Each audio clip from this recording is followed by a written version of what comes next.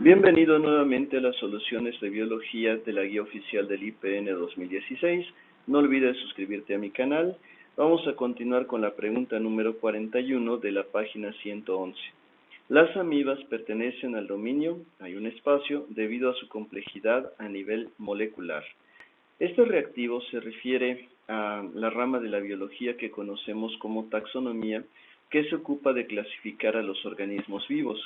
Aquí estamos hablando específicamente de los dominios, que son unas categorías taxonómicas mayores a los reinos y que fueron propuestas por Carl Woese por allá por los años de 1990. Él utilizó principalmente el análisis de la secuencia de nucleótidos en el ARN que se encuentran en los ribosomas y así propone tres dominios, el primero denominado arquea, el segundo bacteria y el tercero eucaria. Este reactivo se refiere específicamente al caso de las amibas y bueno, vamos a describir brevemente cuáles son las características de las amibas en relación con el dominio al cual pertenece. Bien, el dominio eucaria o eucariota es al cual pertenecen e incluye a los organismos que están formados por células con núcleo verdadero, es decir, un núcleo delimitado por membrana plasmática. Entonces, además presentan, por supuesto, otros organelos y tienen, algunos de ellos pues tienen la capacidad de poder realizar la fotosíntesis. Este es el reino al cual pertenecen los llamados protozoarios. Bien, además del reino protista que podemos encontrar en este dominio, también se encuentran los reinos Animalia, Plantae y Fungi. Entonces, todos estos organismos presentan semejanzas a nivel molecular, esto es lo relacionado con las llamadas biomoléculas como lípidos, proteínas y el genoma referiente pues al código genético, a la secuencia de nucleótidos. Ahora, en el caso de la amiba, pues la amiba es un protozoario, es un protista, un reino que pertenece a este dominio, entonces el inciso correcto es A. Ahora tenemos de este lado una imagen que representa a una amiba. Es necesario destacar que una de sus características más relevantes es que presentan pseudópodos o falsos pies que utilizan las amibas para poder moverse, para poderse desplazar. Continuamos con el reactivo número 42. La teoría, hay un espacio, establece que el metano, el amoníaco y el agua pudieron reaccionar para formar moléculas orgánicas como los aminoácidos. Bien, en este reactivo estamos hablando de la teoría físico-química del origen de la vida, también se le llama quimiosintética o teoría biosintética, que fue propuesta por Oparin y Haldane. Y bien, la idea básica es que postula que las moléculas se agruparon a través de reacciones químicas para formar moléculas más complejas, las cuales en el transcurso de miles de millones de años pues dieron origen a las primeras células. Entonces, esa teoría la propusieron por allá por 1924. Ahora, debido a la elevada concentración que existía en la atmósfera de moléculas como el metano, el amoníaco y el hidrógeno, además, debido a las altas temperaturas por la actividad volcánica y a las tormentas eléctricas, pues estas condiciones catalizaron las reacciones químicas que propiciaron la formación de compuestos orgánicos de alto peso molecular, es decir, compuestos orgánicos complejos. Posteriormente se formó el llamado caldo primitivo o un océano en el cual se encontraron estas moléculas orgánicas, pues que son los ingredientes básicos y necesarios para que surjan las primeras formas de vida. Recuerda que dentro de esa teoría también se propone el surgimiento de una estructura denominada coacervado, que se piensa fue el origen de las células procariotas. Ya habíamos mencionado en diapositivas anteriores que se estima que las células procariotas surgieron hace aproximadamente 3.500 millones de años. Ahora, ¿por qué esta teoría, denominada teoría quimiosintética, es la más aceptada por la comunidad científica para poder explicar el origen de la vida? Bien, eso se debe a un experimento que se representa aquí, que realizaron dos científicos norteamericanos, Stanley L. Miller y Harold C. Urey. Ellos reprodujeron las condiciones primitivas de la Tierra, las simularon a través del equipo que vemos acá, Como puedes observar en esta parte, donde tenemos una esfera de vidrio, se colocaron los gases que se cree estaban presentes en la atmósfera primitiva, que son principalmente el agua, el metano, el amoníaco y el hidrógeno. Los electrodos que observas aquí son para producir las chispas que simulaban las tormentas eléctricas que existían en ese momento. Y bien, de este lado tenemos una alimentación de los gases que se cree existían en la atmósfera primitiva y tenemos el calentamiento aquí para simular la actividad volcánica de esa época. Entonces, a través de este experimento se pudo comprobar que la hipótesis que propusieron Oparin y Haldane pues era viable desde el punto de vista científico. Una vez que se tomó una muestra por esta parte, de las sustancias que se encontraban en este equipo, pues se dieron cuenta que sí había moléculas orgánicas como aminoácidos, e inclusive cuando realizaron un análisis más profundo también encontraron nucleótidos que son las bases químicas para la construcción de los ácidos nucleicos. Así que este experimento pues es el responsable de que la comunidad científica pues finalmente haya aceptado esta teoría. Aunque te aclaro, pues es solo eso, es una teoría, no significa que sí explique sin lugar a dudas el origen de la vida. Hay otras teorías también que buscan explicar este fenómeno, sin embargo, pues hasta el momento esta es en general la más aceptada. Reactivo número 43. ¿A qué teoría del origen de la vida se hace alusión cuando se dice en lenguaje coloquial?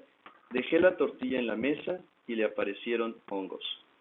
Muy bien, la palabra aparecieron hace referencia precisamente a la teoría abiogenista.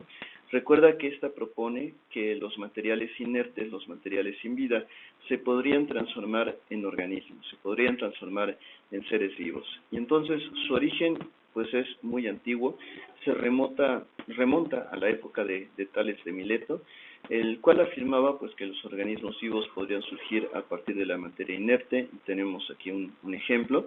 Se afirmaba que, por ejemplo, de la materia fecal en descomposición, pues surgían los gusanos y las moscas. Ojo, no se mencionaba que las moscas llegaban y ponían sus huevecillos, sino que la materia fecal se transformaba en gusanos y moscas. Bueno, sabemos que finalmente esa teoría biogenista es falsa. Esto se demostró principalmente por los experimentos que realizó Luis Pasteur en relación con sus matraces con cuello en forma de cisne, algo que también ya expliqué en diapositivas anteriores. Entonces, en el caso del reactivo 43, la opción correcta es el inciso B. Se refiere a la teoría abiogenista. Reactivo número 44.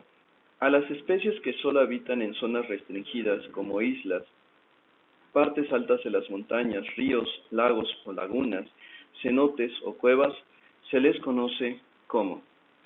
Bien, este reactivo hace referencia a un tipo de organismos que en general se les da el nombre de especies endémicas. Y bien, se refiere a organismos que solo habitan en determinadas superficies, en determinados países, en determinados estados, municipios, etcétera. Aquí vamos a mencionar como ejemplo algunas especies endémicas en nuestro país, es decir, que solo existen en México y que no existen en otro lugar del mundo. Aquí se pueden mencionar el armadillo de cola desnuda, el jaguar, el manatí, el teporingo, que es una especie de conejo sumamente muy pequeño, característico del estado de Morelos. Tenemos al zaraguato y la vaquita marina. Entonces, en las imágenes que observamos aquí a manera de ejemplo, podemos mencionar el ajolote mexicano, después tenemos por aquí la cecilia oaxaqueña y finalmente el manatí. Es necesario considerar que, pues desgraciadamente, como estas especies son endémicas, es decir, su distribución es aislada, hay muy pocos organismos y debido pues a la contaminación ambiental, pues muchos de ellos están perdiendo sus hábitats, además de que algunos de ellos pues son cazados y bueno, la mayoría de las especies endémicas en nuestro país se encuentran en peligro de extinción, desgraciadamente. Muy bien, entonces para este reactivo 44, la opción correcta es el inciso D. Estamos refiriéndonos a organismos de las denominadas especies endémicas. Reactivo número 45. Aristóteles clasificó a los organismos de la siguiente forma. Hay un espacio, creando así uno de los primeros registros de los seres vivos. Bien, hay que recordar que los seres humanos hemos intentado a lo largo de la historia clasificar a los organismos de distintas maneras. Y bueno, uno de ellos un primer intento en el cual se tomaba como base la utilidad que representaran los organismos para el hombre, pues se denominan clasificaciones artificiales. Sin embargo, posteriormente surgen las llamadas clasificaciones naturales, en las cuales los organismos se clasifican ya tomando en cuenta características como anatómicas, fisiológicas, bioquímicas, parentesco evolutivo, etc. Sin embargo, hablando de Aristóteles, que recuerda él fue un filósofo griego, pues clasificó a los organismos simplemente como animales, vegetales y humanos. En este caso, nota cómo Aristóteles pues pensaba que los seres humanos debían de estar en un reino o un grupo distinto de los animales.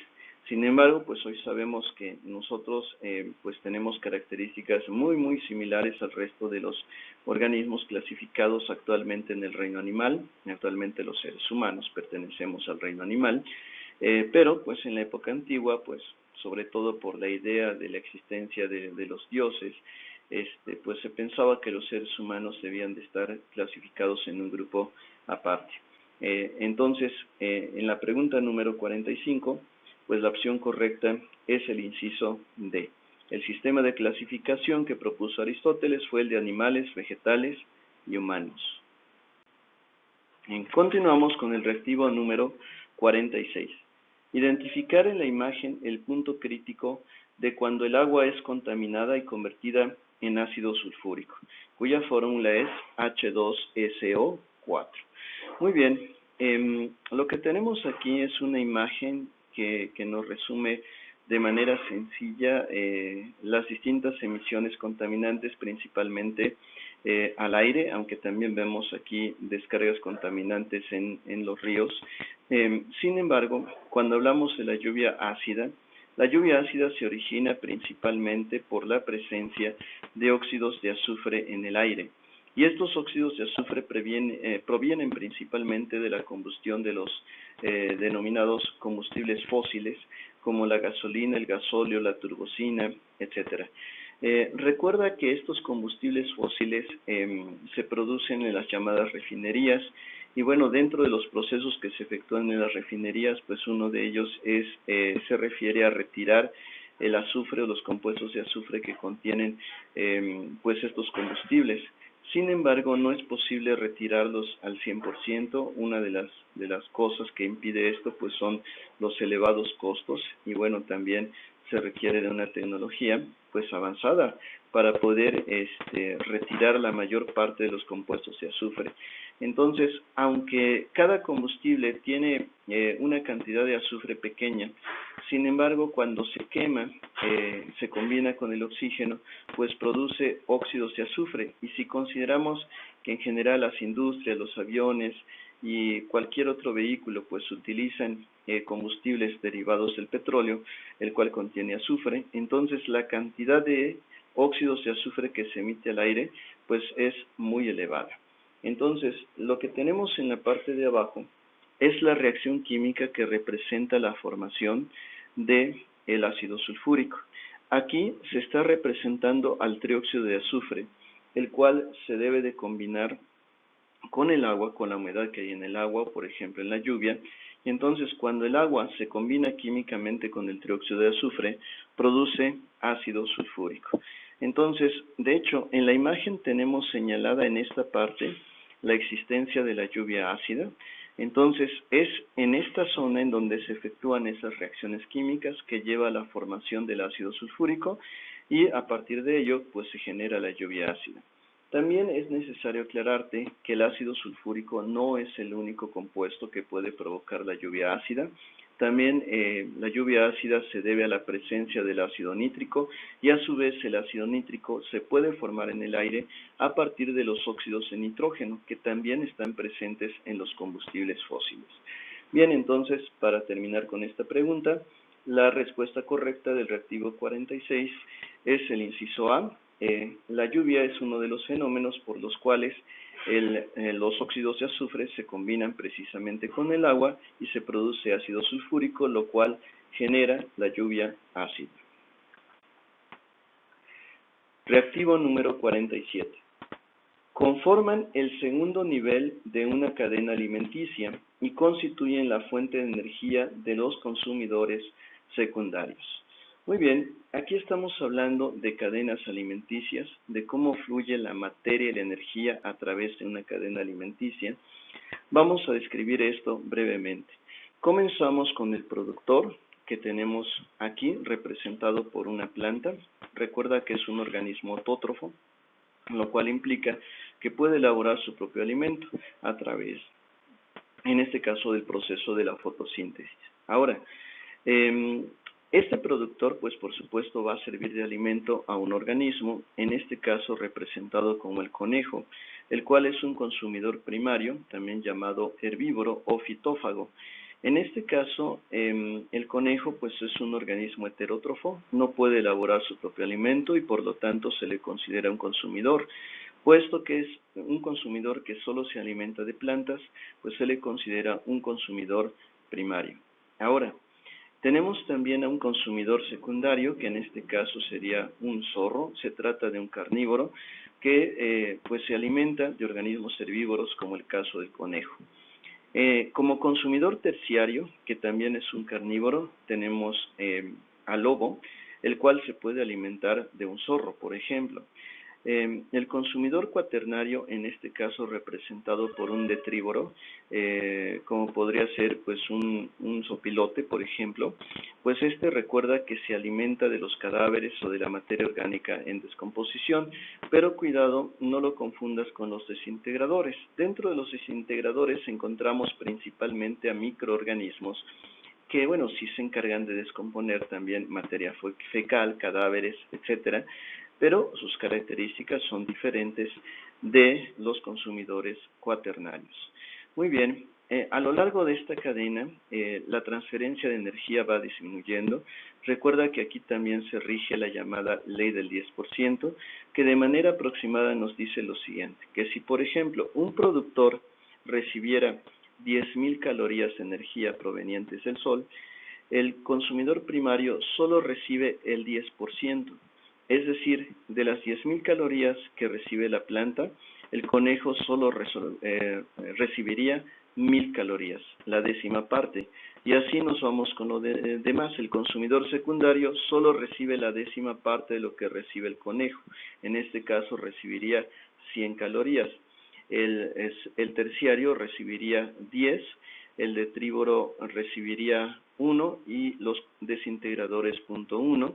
Y claro, la energía que pueden proporcionar los desintegradores a una planta pues es muy baja, por eso se requiere de reponer la energía. Y bueno, la mejor manera de hacerlo para un productor pues es absorber la energía que proviene del sol. Pero bien, específicamente a esta pregunta, en donde se están refiriendo a los consumidores secundarios, pues bueno, los consumidores primarios o fitófagos son los que alimentan a los consumidores secundarios. Entonces, la opción correcta es el inciso D. Reactivo 48. Identificar el tipo de ciclo biogeoquímico mostrado en la siguiente imagen. Muy bien, tenemos aquí la imagen que viene en la guía oficial, es lo único que observamos. Y bueno, te recuerdo brevemente que un ciclo biogeoquímico pues se refiere a la transferencia de ciertas sustancias, como podrían ser, por ejemplo, el nitrógeno, y específicamente en este caso estamos refiriéndonos al ciclo del agua. Recuerda que es un ciclo y que también siguen la llamada ley de la conservación de la materia, es decir, que la materia no se puede crear ni destruir, solo se puede transformar. Y bueno, por los elementos que observamos en el dibujo, como la existencia de mares, de lagos, vemos las nubes, se observa por aquí una evaporación, también se menciona condensación, la existencia de nieve en las cimas de las montañas. Entonces, todo ello pues tiene que ver con el agua. Entonces, El ciclo biogeoquímico que se representa aquí es el ciclo del agua, el cual consta de estas etapas básicas que observamos aquí: la evaporación, por ejemplo, cuando el agua se evapora desde los mares, desde los lagos, por ejemplo; la condensación, que ésta se presenta cuando el vapor se enfría en las nubes y bueno, después se precipita en forma de lluvia, por ejemplo; la transpiración, en el caso de las plantas, por ejemplo, que también liberan vapor de agua. Y bueno, aquí también intervienen los vientos en el transporte para mover las nubes de un lugar a otro y propiciar, por ejemplo, lluvias en un lado, en un lugar del planeta, y sequías en otro lugar del planeta. Y bueno, también un fenómeno que es la escorrentía, el cual permite formar principalmente ríos, aunque también a partir de ellos se pueden formar lagos. Entonces, para esta pregunta, la número 48, la opción correcta es el inciso A. Se refiere al ciclo del agua. Reactivo número 49. Relacionar los conceptos con su respectiva característica. Muy bien, tenemos aquí conceptos que tienen que ver con ecología, la rama de la biología, que estudia las interacciones de los organismos con el medio que los rodea. En primer lugar, tenemos al nicho ecológico. Bueno, ¿a qué se refiere? El nicho ecológico corresponde con la D. Es el papel o función que desarrolla un organismo en su hábitat. Específicamente podemos decir que el nicho ecológico combina dos cosas. Combina el hábitat de un organismo y la función que ese organismo desempeña dentro de ese ecosistema. ¿A qué me refiero como función? Como función podría referirme, por ejemplo, a que un organismo representa un productor y esa es su función: producir alimentos, producir glucosa, producir oxígeno, por ejemplo. Pero también pues tenemos a los depredadores, que podríamos considerarlo como un consumidor terciario y que también tiene la función de mantener el control del tamaño de la población de las presas. Ahora, el ecotono se refiere al inciso A. Es una zona de transición entre dos poblaciones. Recuerda que las poblaciones están formadas por organismos de la misma especie que tienen la capacidad de aparearse entre sí y de generar descendencia fértil. Y además estas poblaciones suelen habitar áreas determinadas. Entonces, cuando tenemos dos poblaciones contiguas y digamos las poblaciones no están tan delimitadas, tan perfectamente delimitadas, digamos que si están cerca, no sé, una población de patos y una población de antílopes, entonces digamos que la frontera que no es tan bien definida entre unos organismos y otros, a eso se le llama ecotono. Después tenemos la etología. La etología es una rama de la biología que, como dice aquí, se encarga del estudio de la conducta o comportamiento de los seres vivos. Finalmente tenemos al hábitat, que es el lugar o espacio físico en donde pernocta un organismo. Pues bueno, no solamente lo utiliza para dormir, sino también lo utiliza comúnmente como lugar de donde lo habita, donde consigue sus alimentos, donde descansa, donde interactúa con otros organismos, etcétera. Entonces, eso es un hábitat. Es decir, el hábitat estaría referido principalmente al medio físico que rodea a un organismo en particular. Entonces, la relación que se presenta aquí es 1 con D, 2 con A, 3 con B, 4 con C, así que la opción correcta es el inciso A. Reactivo 50. En el ciclo biogeoquímico del existen bacterias que viven en asociación simbiótica con las plantas, ayudándolas a fijar este elemento. Es un ciclo de tipo, hay un espacio, por las características que presenta. Muy bien, entonces cuando hablamos de plantas y de bacterias, pues estamos hablando del llamado ciclo del nitrógeno. Recuerda que las plantas también necesitan este compuesto, principalmente en forma de nitritos y de nitratos. El ciclo bioquímico del nitrógeno pues utiliza bacterias del género Rhizobium que viven principalmente en las raíces de las plantas. Y bueno, lo que hacen estas bacterias pues es establecer una relación de simbiosis con las plantas para que las bacterias puedan fijar el oxígeno atmosférico, principalmente transformando el amoníaco en nitritos y nitratos, y una vez que se encuentran en nitritos y nitratos, las plantas puedan absorber estos compuestos químicos. Entonces, el ciclo del nitrógeno se le considera un ciclo atmosférico debido a que la principal fuente de obtención del nitrógeno pues es el aire. Recuerda que en el aire el componente gaseoso más abundante es precisamente el nitrógeno, está presente en aproximadamente el 78%. El 21% es oxígeno y el 1% se distribuye entre muchos gases más. Entonces, aquí aparecen los nitratos, los nitritos que te mencioné, y bueno, el amoníaco transformado en una especie química llamado amonio, y entonces, pues estos compuestos químicos deben de utilizarse, deben de fijarse en el suelo para que posteriormente las plantas los puedan absorber a través de las raíces. Entonces, la respuesta a la pregunta 50 es el inciso B. Estamos hablando del ciclo biogeoquímico del nitrógeno y es un ciclo de tipo atmosférico.